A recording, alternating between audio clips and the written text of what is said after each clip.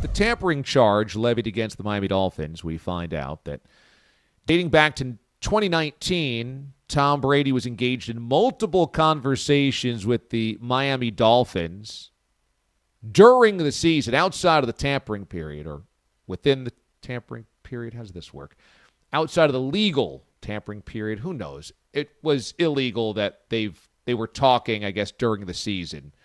And then they ratcheted up the talks again this offseason when he was a member of the Tampa Bay Buccaneers. And so the Dolphins got nipped on both of those multiple conversations over multiple off seasons or seasons with Tom Brady, and then also with Sean Payton. And you just heard Bob Sochi, the voice of the Patriots, saying how disappointed he is in learning this. And there were plenty of Patriots fans yesterday and the day before complaining and griping that Tom Brady was basically cheating on them with the Dolphins while he was still a member of the Patriots. And Dan Wetzel of Yahoo Sports had an interesting column about this yesterday, noting that in that 2019 season, specifically the second half of the season, was one of Brady's worst years ever, and many people just attributed that to the injury to Gronk. But if you remember, the Patriots slid through December, then had the home game in Week 17 against the Dolphins, in which they just had to win to get a bye, or the one seed, I forget which one,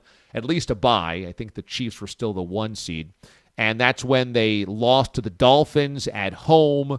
That put them in the wild card round, and that's when they lost at home to the Titans in the wild card round, and Brady's final pass was the pick six. And the idea being that he was distracted that season. And I would say this.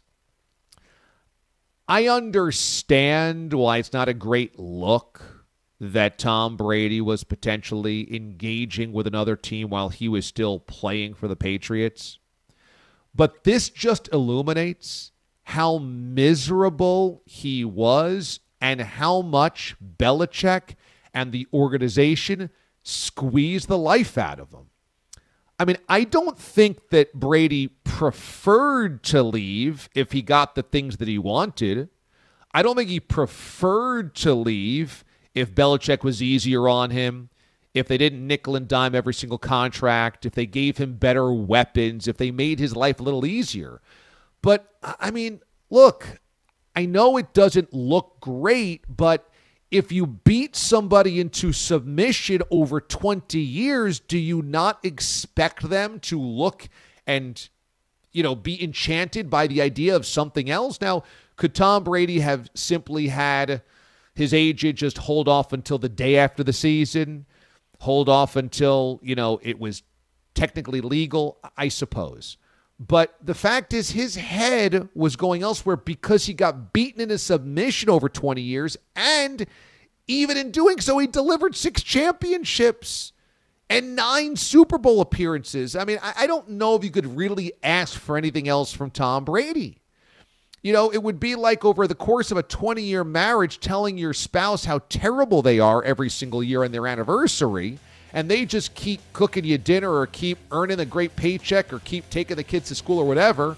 They're a great parent, and you just keep beating them over the head. And then, in year number 20, they suddenly start flirting with somebody else. Can you really blame them? That's what I would say about the Patriots. Can you really blame Tom Brady after what he went through after 20 years of being pounded by Belichick and the Patriots organization?